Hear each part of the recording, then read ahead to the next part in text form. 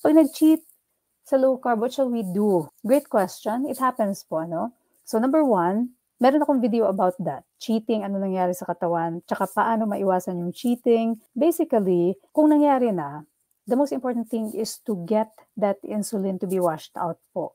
So how do you do that?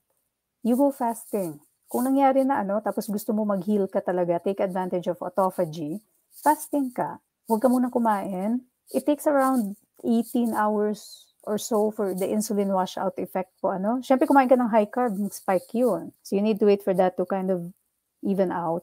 So insulin effect washes out after 18 hours. Kung kaya mo nga 24 hours, huwag kang kakain, mas maganda pa. Right? Just to get rid of all that increased sugar and allow the body to heal. And moving forward, it's important to know the strategies. Paano tayo makaka-avoid ng cheating? Right? Because, cheating, maswerte ka kung meron kang sintomas. Yung mga taong may sintomas pag nag-cheat, yung pag nakakain ng high carb, nangyayari, nahihilo, na palpitation, ganun. Mas maigi pa nga yung ganun. Hindi na umuulit kasi may sintomas. But some people don't. They don't have symptoms.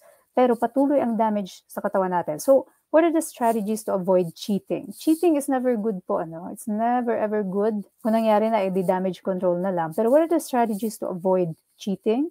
Number one, know your low-carb substitutes. Napakarami na pong substitutes natin, From the rice substitute, to bread substitute, to even yung mga sweetener substitute, marami na po. So, know your substitutes. Importante, number two, learn some recipes na low carb. So for example, nagki-crave ka lagi na matamis, learn the ropes of creating yung matamis mga napagkain na gusto mo. Chances are meron ng recipe. Number three, eat your proteins and fats first. Lagi po yun. Pag mat-tempt ka na, nandiyan na yung high carb, hanap ka muna ng protina tsaka ng fat. Yun muna una natin kainin. Most of the times, we will not need to eat yung high carb na nandun. The proteins and fats will suffice. Bakit?